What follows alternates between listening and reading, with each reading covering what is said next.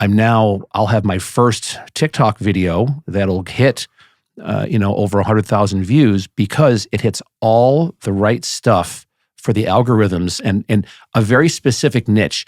It's about ChatGPT. It's about AI, which is a very specific niche, but everybody's talking about it because no one really knows about it. It's new, fastest growing platform on the internet to hit 1 million users in the history of the internet. Like, holy crap. So it talks about ChatGPT. It talks about real estate. And he gets in idiosyncratic detail about his systems and what he's using ChatGPT, AI, and real estate for. And it's under 30 seconds. Wow. Is what it is. And so I'm shocked with the TikTok algorithms.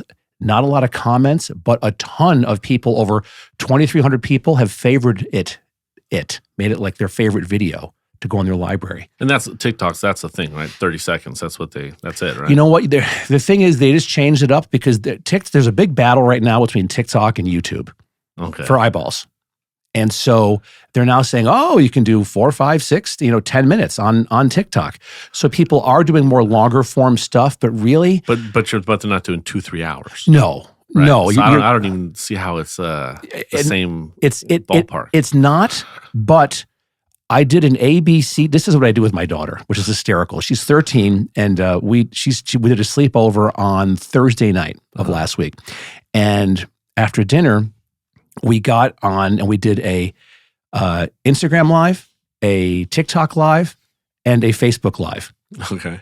Just to see how many people would come on. I would be so lost. Right?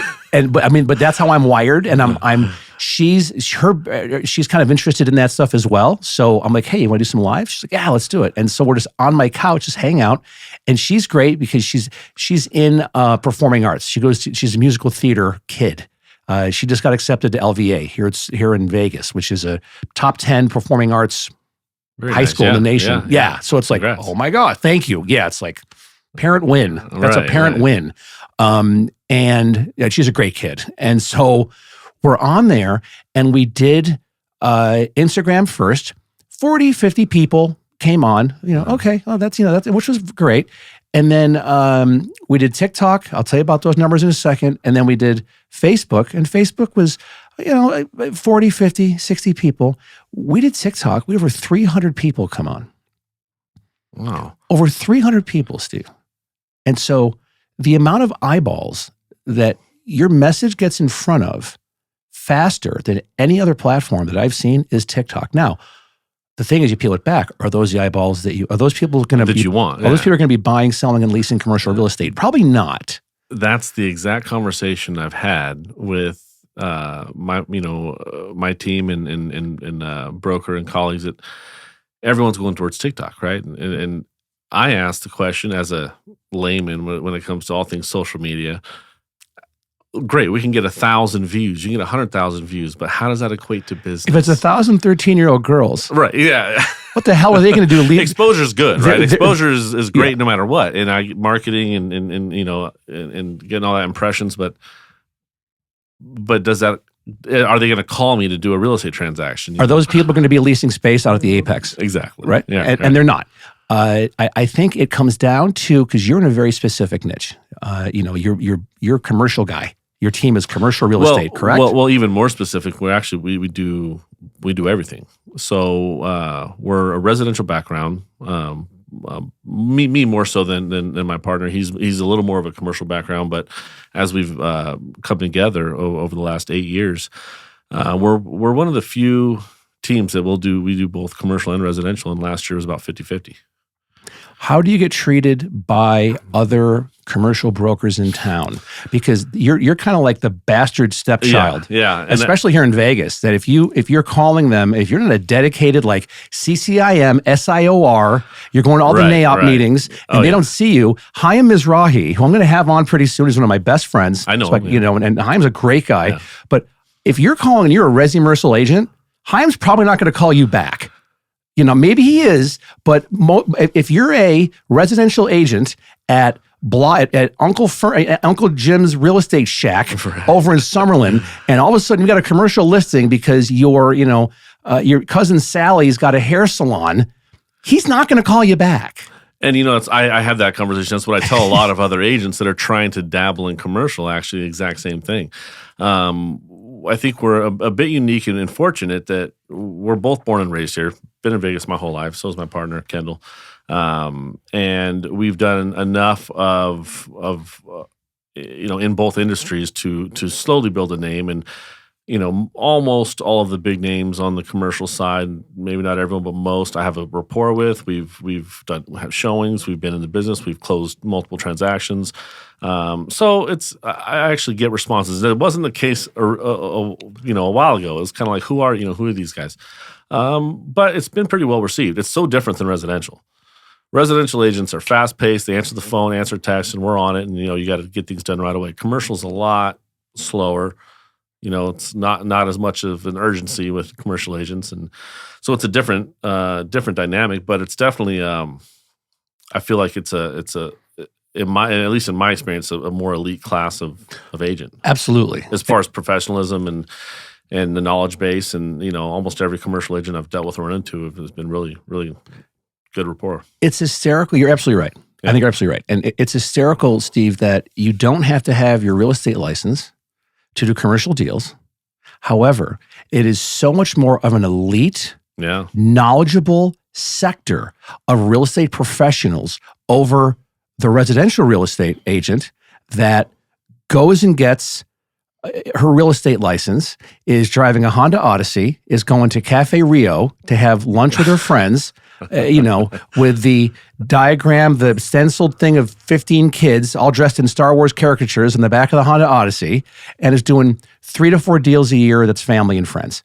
But that person has to be licensed and go through CE and do everything, where a commercial agent, it's all about the numbers.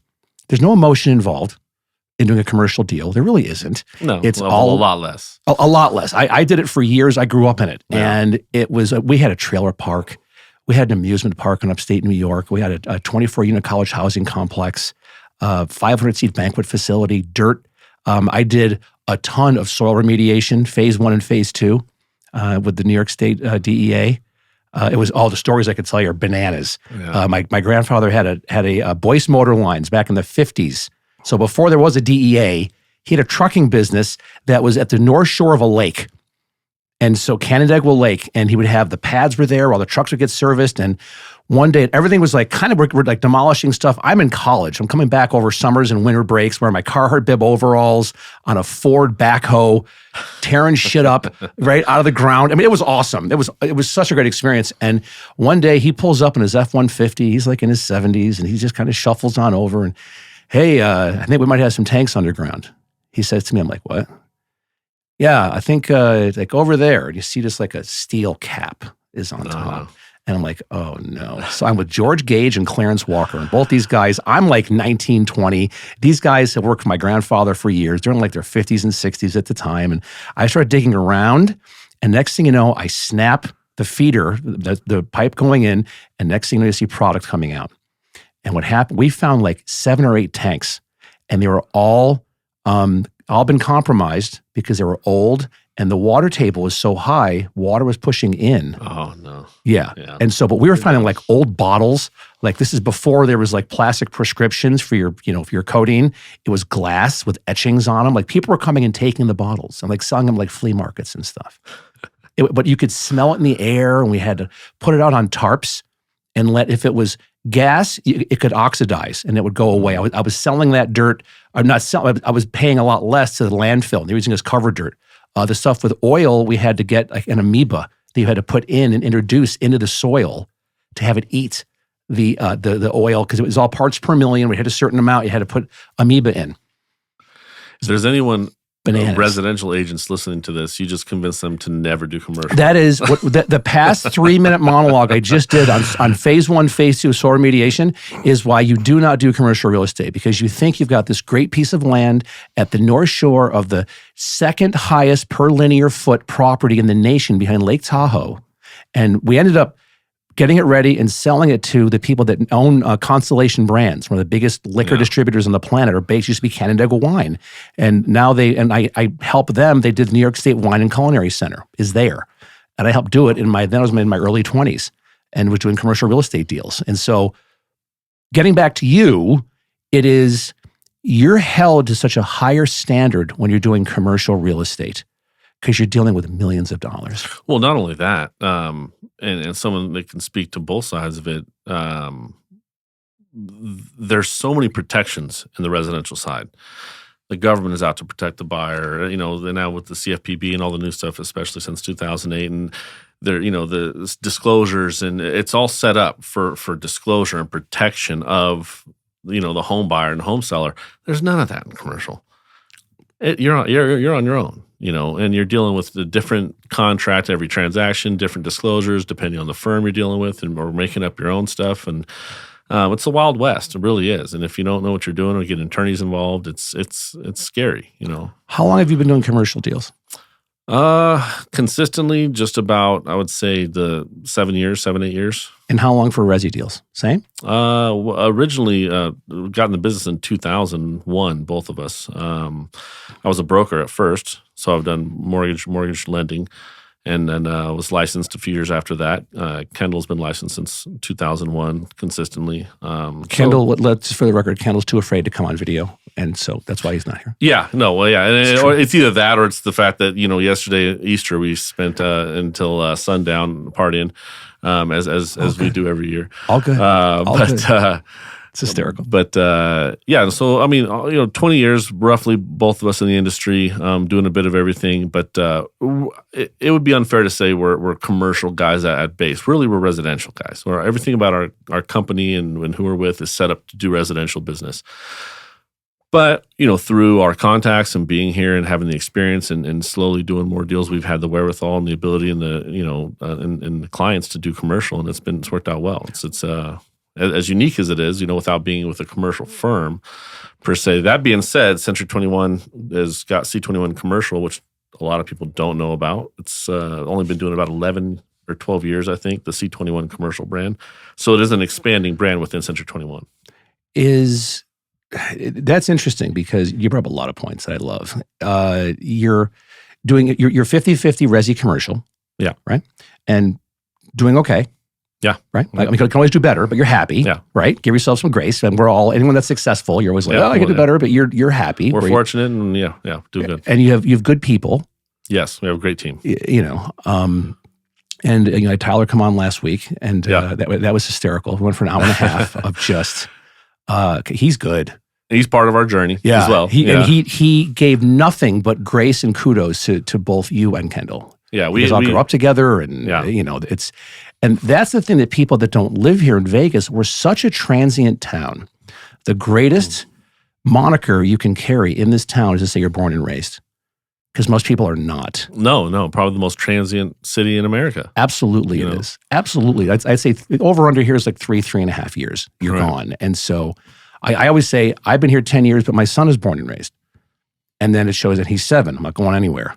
And that helps. But for you to have that, and for all three of you to have that, is amazing. And how do you cultivate, both the residential side and the commercial side equally? Because you're the first person I've ever talked to in being here for 10 years that is both. You're resi-mercial, but you're doing it.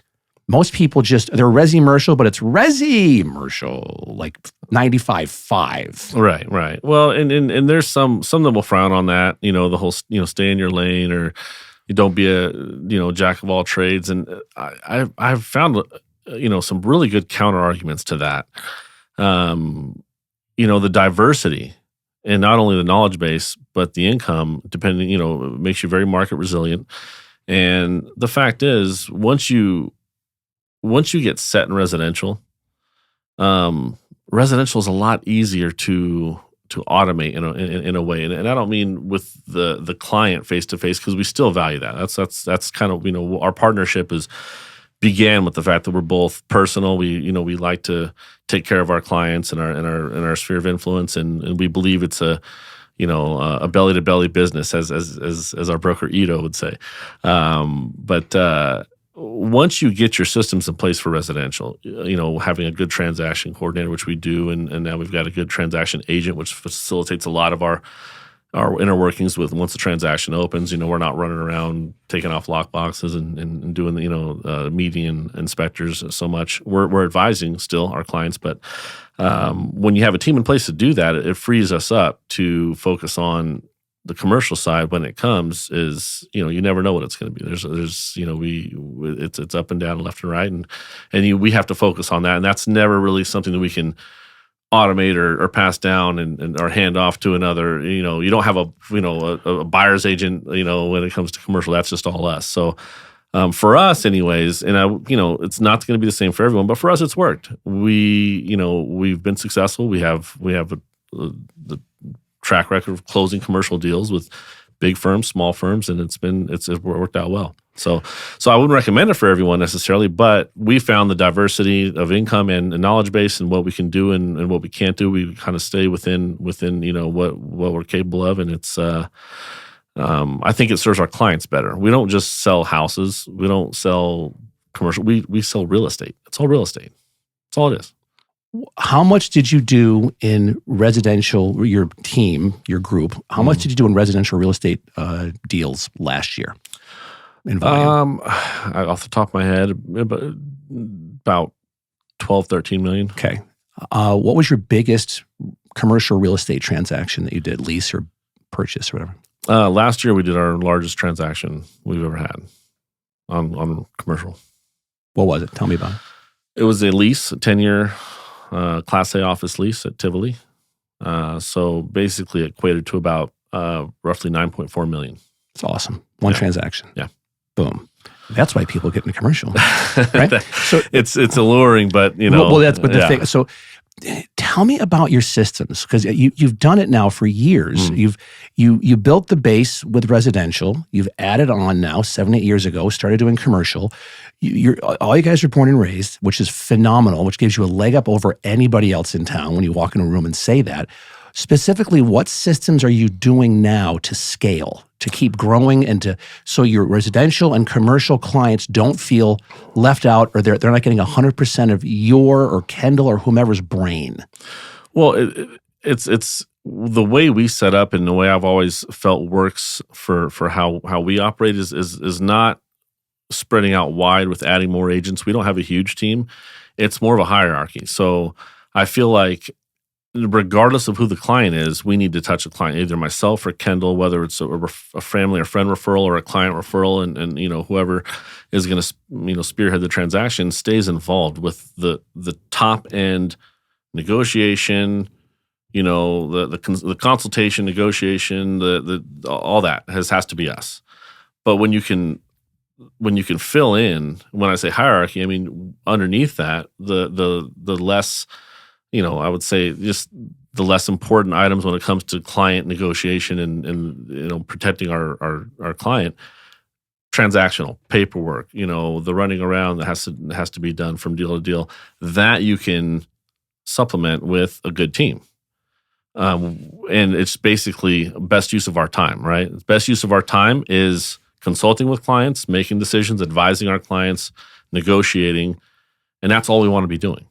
So, and I wouldn't say we're 100% there yet, but that's what we've been approaching to get closer and closer to as we've filled in all the other activities with our team that can do those things very, very well.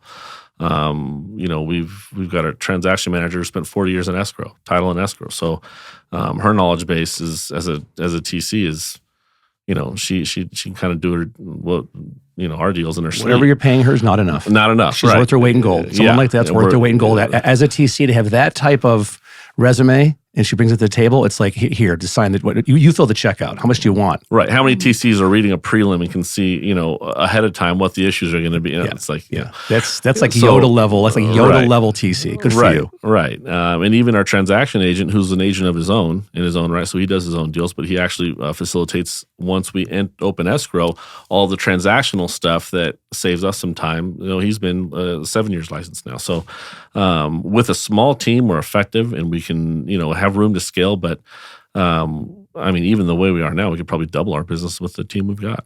You're a SEAL team. You really are. You are SEAL Team 6. The way how you operate, because I've never had a conversation with somebody and you have not mentioned a specific platform that you use, or technology, or a CRM? I mean, we'll get into that in a second. Yeah. But your emphasis is so much on intellectual, value, intellectual property of the team. What do you bring to the table? What's in your brain that brings the transaction to fruition, whether it's commercial or residential, but it's harmonious as possible, and everything's going to have hair on it. Every deal does. Well, yeah, and it's about everything's about the who. It's not about I can add 10 buyers agents and expand. Really, who are they? What are they doing for you? I mean, the idea that you could just find people that are valuable and just scale up is, to me, it's a mistake. And I see a lot of business, not just in real estate, but any business. I happen to be a business broker as well. I hold a business brokerage permit. And, one of the things you learn about just talking to business owners is, the smart ones know not to expand until they find the who, right? Who's gonna run this business? Who's gonna manage it? So it's your kid. It's your baby. Right. And you're not just gonna give your baby to anybody. Right. There's an adoption process. You're going to be vetted. Yeah. Yeah. And we have systems. We have less now because actually, we've had our we did a lot of Zillow stuff in the years past with Tyler, and that was a big part of our partnership when Tyler was there. Is we did a lot of that. Went down the Zillow road and experienced that, and stopped doing it for reasons that once Zillow changed the way they do business, and it's sort of was a lesson learned on as good as it was. And the good systems we had in place, it required, for example, Tyler to work them diligently, and he works as hard as anybody I know, harder than us certainly as far as the day-to-day managing that kind of stuff. But you need, if you don't have someone willing to work in the good systems in place, you're not going to be successful at it. But the problem is you're dependent also on one platform, Zillow, in that sense, to operate the way they are, and they make a change, and all of a sudden it doesn't work. Facebook, a lot of happen. People used to market on Facebook a certain way, and they make a rule change. Now you can't do this anymore. Yeah.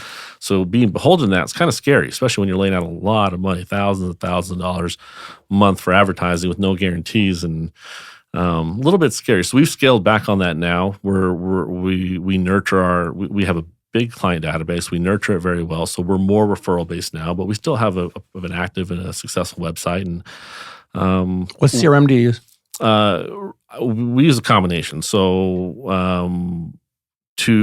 for our initial input of our incoming leads, we've always had Follow Up Boss. Great. Yeah, and it's fine. It works, and it has a lot of the tools for keeping up with what I would say they're not the leads that have become full relationships yet. They're just leads we're working.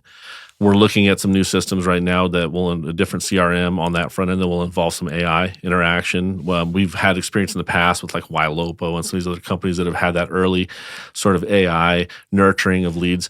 But for us, for me, the two-part system is once we have built a relationship and we have that person and we feel they're a client, whether we've done a transaction or not. If I've had a conversation and I know when that person's ready to do a transaction, I'm their agent. I actually am coached through Buffini. So we use the referral maker Buffini CRM for our relationship clients, right? That's our sphere of influence, and that's the clients that we know are it's our wheelhouse. So how do you like Buffini? I love it. Yeah, I love the culture. I love Brian himself. We just went in January. We went to one of the events. It was in Monterey, which was awesome. It was a fun trip up to Monterey, but the culture there and the way that they coach just spoke to me. I've never been coached.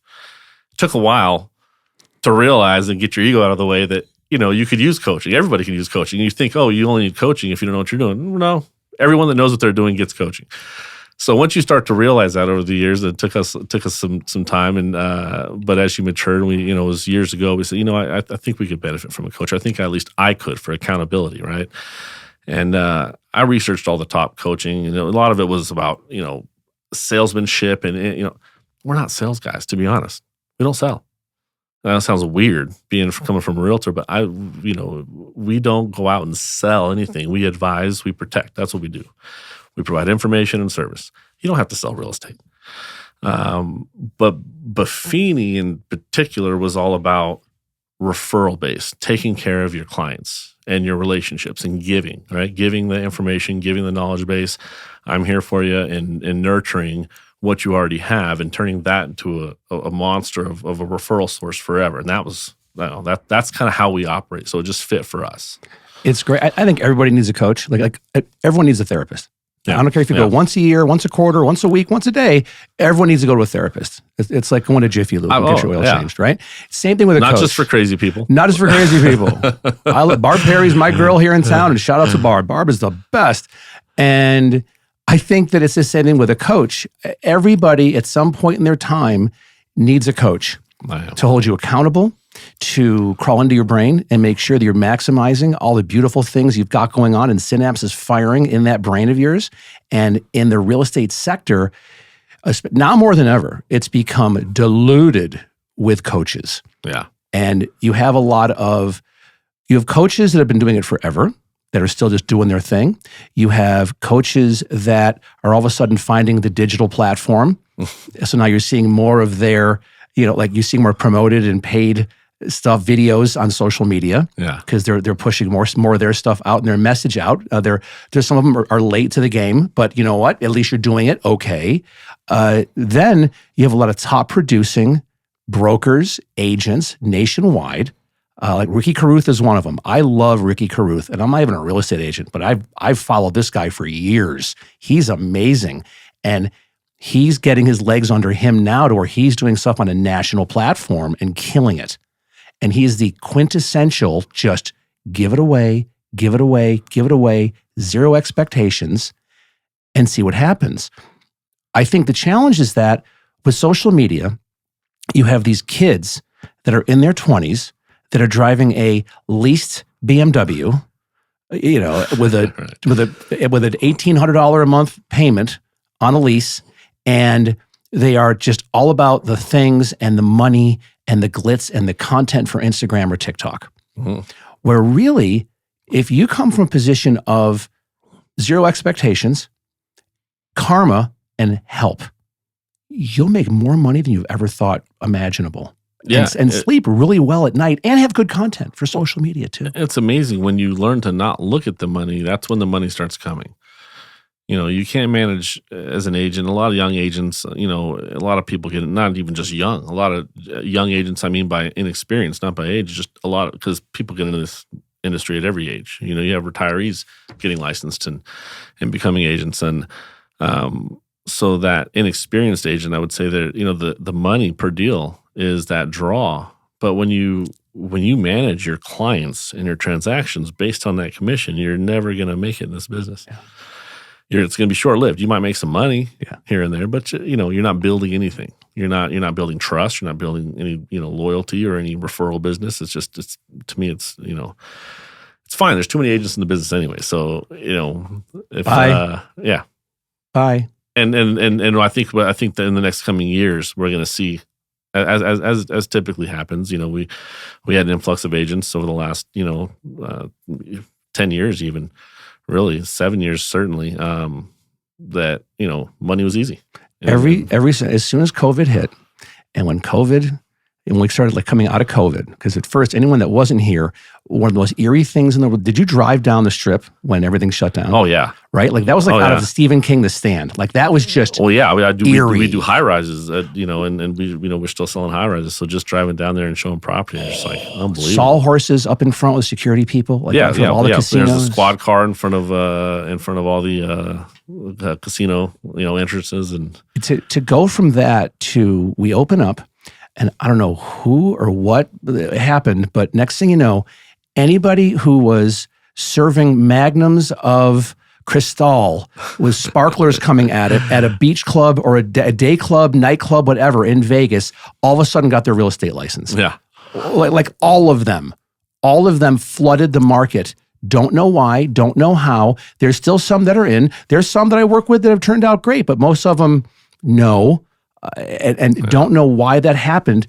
What is it for you? When did you have that kind of mindset shift, if at all, where you said, I need to give more than expect?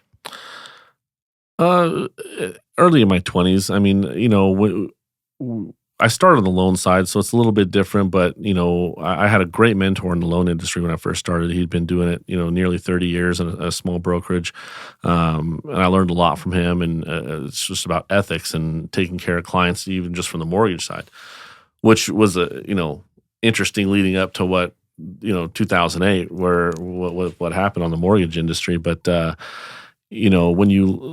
when you come from that sort of I would almost say like a humble and background, I've never even getting my real estate license, I would say I've always had that the right mentality, I guess I would say. I just was not as motivated. In my 20s, I was distracted. We were having fun and didn't have a family. Things have changed in my 30s. Things changed. I ended up late getting married and building a family. So in this last 6 years, just being married with kids, there was a shift in how we operated from, I would say, my 30s to my 20s tremendously. Just on purpose and in what you should be doing and what you shouldn't be doing. I think a lot of agents don't maybe never get there because they don't survive in the business long enough to have that moment to where you say, okay, this is what I need to do to be successful in this business long term. And although I felt like I was there in my 20s, then the 2008 hit. So that was a little bit of a shakeup and a tough time to get through. But so for me, it kind of had to carry over into when the market returned. I would say 2014, 2015, as things were really ramping up. That's when we formed our partnership, Kendall and I. We were always buddies going back to high school. And we worked alongside and done deals together, but we didn't have a formal partnership until 2015. And that was sort of our, okay, we know exactly what we need to do to be successful now. On the roadmap, we've been there, done that, and we've gone through the recession and all that. And here's how we're going to do business going forward. And we need to go in the office. That was one of our big things. Work at home is like the trend now, and it doesn't work for us. We're going to the office kind of guys and get our day started and get the morning, going, and that's us. So I can't work from home. Do you remember where you were with Kendall, like what bar or what golf course you were at and what you were drinking when you decided let's do this together? Like we're good together. Let's move, because he's a stud as well. What I think do you remember on the that? phone, actually. We were talking on the phone, and it was just like, with all the writing was on the wall with where the market was going as it was heating up, and we're like, you know what? We kind of felt like we need to do this for real now. And we've always been in the industry and always had success, but we felt like together what we could do, putting together our strengths and our weaknesses was going to be more productive and actually making an effort to go into the office and build a business. Because a lot of agents, work from home is very, it's fine. Some people it works great for. They don't need to be in an office. We sort of had the realization that this was the time, and we needed to do it together for accountability and to compensate for basically our weaknesses that we have, because every agent has weaknesses. I don't care who you are, what you think. If you don't recognize them and find a way to supplement them, you're not going to have the success you want to have. But for us, that was it was a phone conversation. I remember, and we were like, it was kind of like very natural. Like let's just do it. We got to get together and do this thing. I love the fact that the organic growth of what you've done, and with Kendall, and how you brought other people in, and your emphasis on people. Systems change, all the technology, it's always changing, but people, for the most part, they maintain their core values and who they are. Yeah. Right? That really doesn't change. People can be molded. Change. People can be molded and trained and all that. That's great, but they need something to build from. And that's their core, who they are as a person. I think is amazing. So you have kids? Yes. How many kids? 2 girls. How old? 5 and 2.5. Oh, yeah. How old are you? 42. Oh, yeah. And how's that going? Great. I think I need to get in better shape as my girls are getting older. Yesterday, running around during Easter, have you realized that, when my 5-year-old can run around all day and not get tired, and dad wants to take a nap. It's a little bit of a wake up call, but coming from a guy who used to be an athlete, but starting late later than most of my friends. They all have more, kids are more grown, but I wouldn't change it for the world. I'm with you, brother. It is what it is. It's, Right. I getting married, meeting my wife, getting married, having 2 kids. It's given me more purpose in my life than I've ever had. To anyone that hasn't done it yet, I'd say, 7 years ago, certainly I wasn't going to do it either. Not intentionally, just saying, it probably wasn't going to happen. It was getting older. And when it happens, and and now I wouldn't change it for the world. I'm an older dad. And do you find, like, how patient are you, honestly, like with your kids? Like if they screw up or something, are you like, if they knock something over or spill something? Oh no, very patient. Right? Yeah. With like how that, ADHD. Wouldn't have been so probably as much in my 20s. Nobody is at their 20s. Yeah. In their 20s, you're losing your mind on people all the time because you're not intellectually mature enough to handle that, to long play it, to go, wait a minute, if I get mad at them, what does that do to compromise our relationship? Yeah. Or if you're in your 40s or 50s and that stuff happens, I still do it where I'm ADHD and both of my kids are ADHD, and a 13-year-old daughter and 7-year-old son. Okay. And I'm 53. Where am I going? Right? Right. Oh my God. And I adore my kids, but they have taught me patience, and I still, like, they'll knock something over and for like a second I'll go like, oh, but then I'm okay. And I always say to them, I love you. I'm not mad at you. I know you didn't mean it. You didn't maliciously dump the Eggo syrup on the blanket. As my wife would say, we don't get upset at accidents. We get set on purposes. So that's good. How long have you been married? We've been married just after going past 5 years, so coming up on 6 years. Yeah. And how'd you guys meet? It's kind of funny. We met a mutual friend that I went to school with through Facebook, and had recommended her to get in touch with me for a job years back, which weirdly didn't work out. She kind of flaked and never showed up, and that never happens here. Never happens. Never happens in Vegas. Right. There's nobody flaky in Vegas at all. Right, right. Continue, please. Especially for a girl who's working as a cocktail waitress, bottle service. No, never. No, not at all. You could set your watch to them. Yeah, you're fine. So funny enough, 3 years later, on Facebook, she responds and says, "Hey, are you still looking for someone to hire?" I had to look back at my history. Say, who is this? And I looked back. Oh, okay, this is a girl that flaked on me 3 years ago. But then looking at her profile, I said, well, maybe we can meet up and still. Always look for the full body pic, and always look for the picture that's not like all the way like this. Yeah. Had to meet up, but no, that's just kind of a fun. And she's a Vegas native as well, but kind of like me, probably didn't really think about getting married or having kids until we met each other, and now here we are, family, 2 kids, and. Does she work or full-time? Full-time mom is the hardest job in the world. Full-time mom. Okay, Yeah, no, which is awesome, mom. by the way. To pull that off is the greatest. Being a dad, I did it with my ex. With we have a bonus daughter, Izzy, who now is going to be 20. Oh my gosh! And Alex is 13. But with Jack, she said when she just had Jack and she was teaching at Del Webb, and she said, "Hey, if you can," I was first American title, and she said, I'll go back after paternity or after maternity leave. I'll go back for a month or 2, but then if you can make it happen, I want to stay home with Jack. And I was like, I came from a single mom that worked all the time. Like, what are you talking about? You're supposed to go back to work. But then I thought, okay, fine. That kid is so much better and empathetic to people and his feelings to people because his mom was home. There's nothing like having a parent at home. Up to, and now she's going back to UNLV to be a therapist, which is awesome for her. And he's in first grade. So now she's going back to school, but she waited. And so kudos to you and your wife, because your kids will benefit from that more than you know right now. Down the road, I'm telling you, it's 100% fact. Yeah, and she's much younger. She's 35, and as she'll put it, she's 35. And how old are you? I'm 42. Good for you. But as she'll put it, she's retired.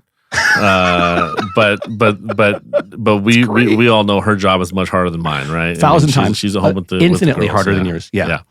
So and with girls. Yeah. Wait until they turn like 10, 11. And wait till I'm telling you right now, brother, wait until the hormones start. It's your sweet baby girl. It's like she gets abducted by an alien, race, and a pod person gets inserted, and this sweet baby girl is gone. And all of a sudden it's side glares. And when the female stuff starts, and you're going to Walgreens to get pads and all that stuff, and you will do it without question. Oh, yeah. You will do it. But like I had to learn that like with stuff like with my daughter and my ex, and my ex and I get along great, thank God. We're great friends. We co-parent, awesome. And she's like, hey, this happened, blah, blah, blah. And I'm like, do I talk to her about it? She's like, nope. She took a picture of the Walgreens pad. She's like, go to Walgreens, get these, and just put her in her bedroom at your house on the bed. That's all she needs. Okay, fine.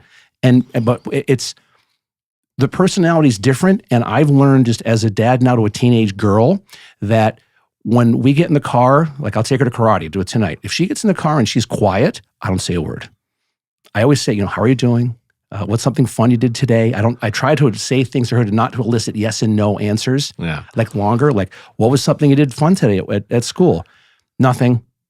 I don't know. If I hear a nothing or I don't know, I stop immediately. Well, you've learned how to deal with girls. I'm still learning. Dude, you will. You said similar. I was raised by, mostly a single mother who had to work, and so different environment and all boys. Just me and my brother, and totally different.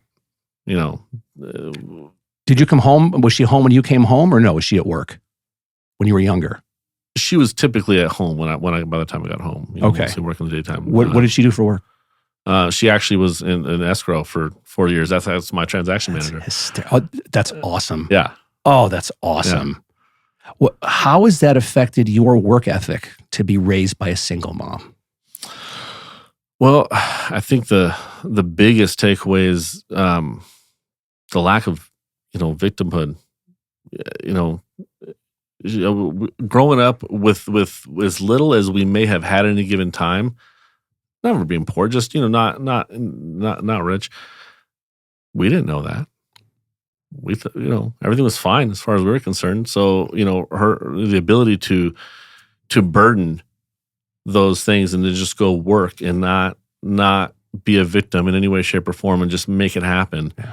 It's beautiful. That's probably the biggest takeaway for me is it doesn't matter what your situation is. If you're born in this country in this day and age, some are better than others. Everyone's going to have, there's always, someone's always going to have it better or worse. That's fine. But, it's hard to complain. It is Dana White. I talk about this all the time. Dana White's got a great line. It's all over TikTok. And he's on a podcast. And he said, if you're raising your kids right, and you're raising your kids to work hard, and they're not getting a participation trophy, and they're not being coddled, and they're not part of this blame everybody for everything and you're offended easily culture, your kids will fucking destroy. Oh my God. Anybody else in the job market when you fast forward absolutely 15 to 20 years from now, and they go through college, great. If they don't, it doesn't matter. If they're at Foot Locker, they'll be the highest selling sneaker salesperson at Foot Locker or greeter at Costco, whatever, or in sales and real estate. They will destroy. Could not agree more. Right? Yeah, absolutely. I do that with my kids daily when I'm with them. The biggest thing, if we're to call one of my kids right now and say, what's the one thing Dad always says? Figure it out. They go, Dad, do this, figure it out. Or come to me and say, I need help with this. This is how I tried to overcome this and figure it out, but I couldn't do it. Now could you help me? You've got me. Yeah. Done. And now let's do it together. And I'll spoon feed you. I'm not going to do it for you, but I'll walk you through it.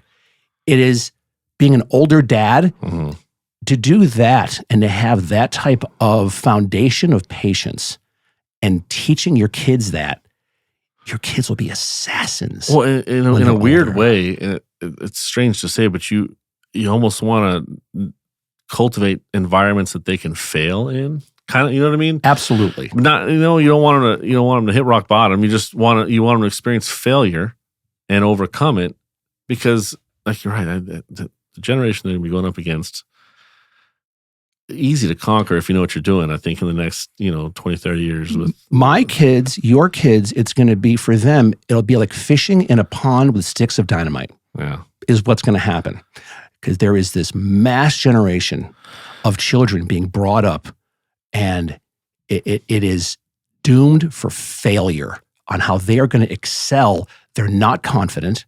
They have low self-esteem, and they're being fed artificial bolstering by their parents or by culture or by the media or whomever.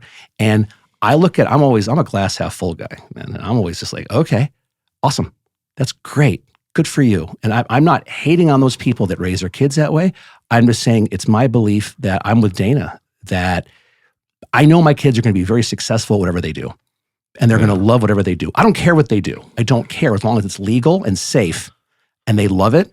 I have their back 100%. And I know that you're the same way. Well, I've listened to Dana, and I am very in line with his outlook on that. But look what we're talking about, and more you're seeing people talk about this, and it's very rare that I meet someone that's not in line with that. So I think culturally, I feel like we're starting to see it go the other way, and look at what's happening in the comedian world. That's sort of the front lines of the pushback of all this stuff, and the comedians are starting to realize they can't do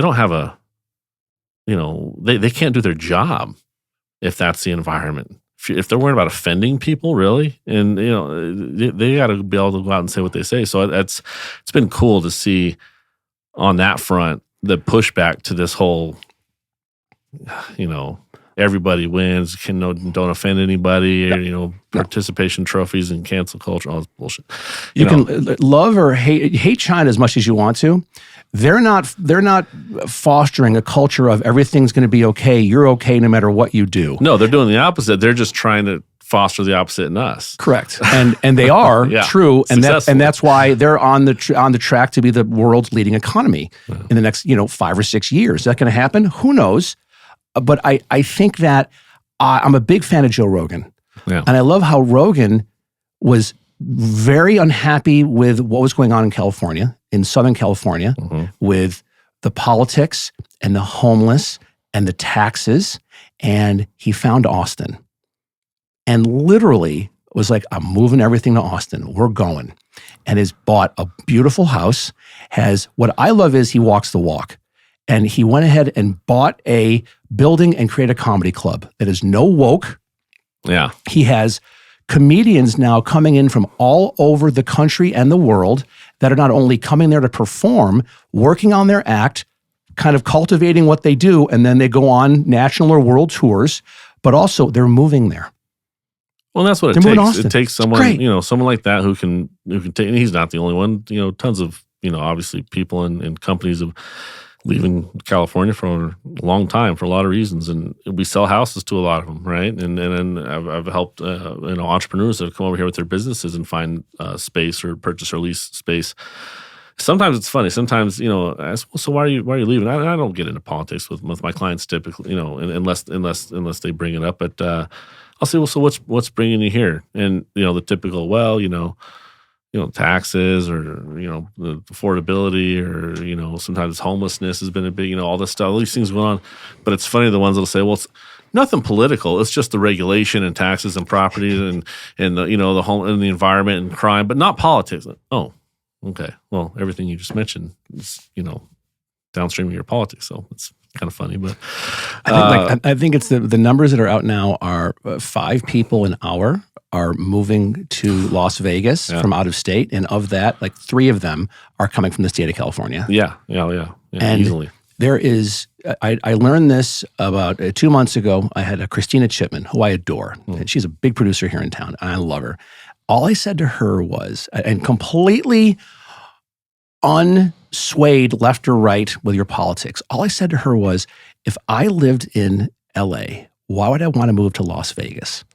That's all I said. And she listed out, just like you just said, this is why and all that. It blew up on social media, especially TikTok.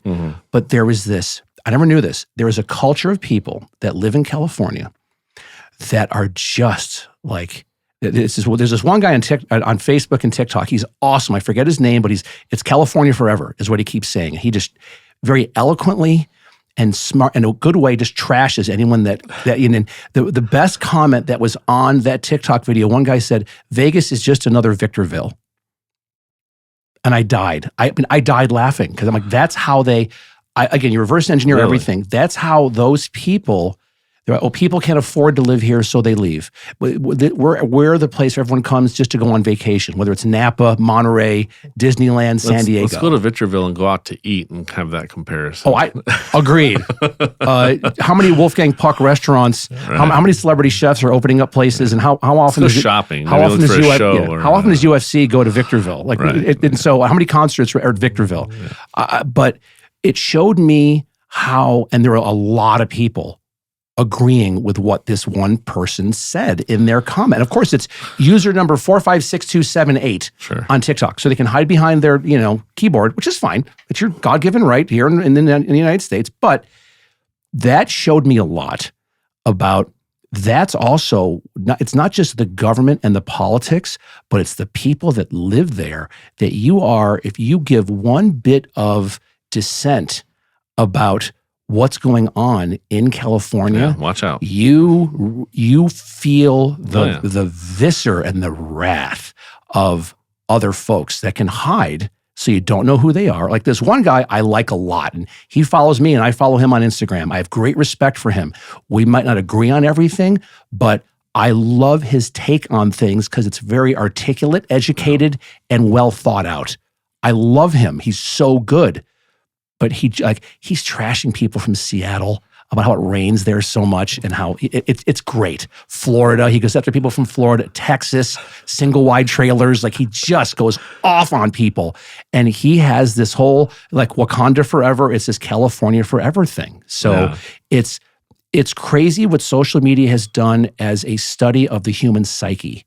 Well, yeah, I mean, if you want to, there's no shortage of people. You want to find an echo chamber to, people to agree with you. You can, all day long. But obviously, we're living in I would say, it's a golden age of information. I mean, going on YouTube for me, it's more like YouTube, which is a bit old school. But it's like you can go on there and you can whatever information you want to find, you can find. And in a time where I think the information out there is probably as bad as ever. A lot of bad information or people not trusting mainstream media. At the same time, there's as much available information as we've ever had. I mean, you bring up Joe Rogan. Joe Rogan's not a source of information, but who he's willing to talk to is a huge resource of information, for better or worse, like it or not, right or wrong. At least you get to hear it. The thing, and you can decide. How many people have you heard them because they were on Rogan, and then you say, I want to listen to more of that guy or that girl talk, and then you branch off, and now you're listening to someone new because they were there, and because he's just inviting people on and asking questions. And Rogan's become a better host because he absorbs every single person he has on, for a lot of it up to 3 hours. Oh, yeah. And so that makes him smarter for the next person that comes on. He's become a very intelligent man. He's not just a stand-up comic anymore. He is if you look at like the old days where Letterman, Carson, Conan O'Brien, people that did talk shows, it's a lot of fluff. It's still a Jimmy Fallon. It's on the surface. Softball it's quick. questions, right? And it's more like promote your movie, promote whatever. Yeah. Where now with podcasts, and I do it, it's like we talk about everything, and I get smarter every person that comes on. Yeah. Like with you talking about your investment in people and your focus on that. And yeah, there's different. You've got Follow-Up Boss, other stuff you're looking at, but really it comes down to the people that you and Kendall were looking at to partner with. That's huge. And that's something I know that you're just going to continue to double down on. Oh yeah. Because you'll never fail if that's your business plan. That doesn't go out of style. No. It's always going to be there. It doesn't matter if you're using ChatGPT, an AI, or a CRM without good people to put in the prompts on AI to get the right information or to log all your good stuff into a CRM, you're screwed. Well, I know AI is getting better, and even we're looking at the way AI can interact with new leads, and you can automate a lot of that. And AI, I think, will do a pretty good job from what I've seen of nurturing very simple, on the surface Q&A back and forth to get a lead, let's say, primed up and ready, or to manage a lot of tasks. But you're never. I'm willing to say you're never going to replace a knowledgeable agent true consultation on what is your situation, how can I advise you. Is selling right for you right now? What are we buying? Why? Or with your business or your commercial needs. That's like going to see a doctor or an attorney. I mean, you can't automate that, and that's the human aspect of it. That we can. Systems are fine. You can use systems to get to that point, but once you get to that point, you have to lock in that part of it, the human part of it. I agree, because people, especially with residential real estate, it is the largest, most stressful financial decision of their lives to buy or sell a home, right? And for that, they want to talk to a trusted professional. However, on the other side of that, you have a generation of people now being brought up that everything is texting, and there's really no human interaction whatsoever. And if there's a platform, ChatGPT 4.0 draws from 400 trillion parameters. Yeah. And is it going to be smarter than a human? Eventually it's going to. It's on that track. It can have such a meaningful conversation with a lead to get them so teed up, it's better than any Zillow Flex, warm lead that you're getting transferred and paying $15,000 a month for.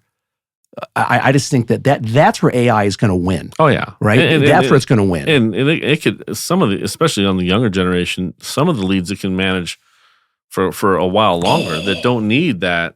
They don't need the person to person so much. As much as some others might. But that's why you have to manage it. You have to know at what point to jump in. At what point, we've done deals as personal as we want to be.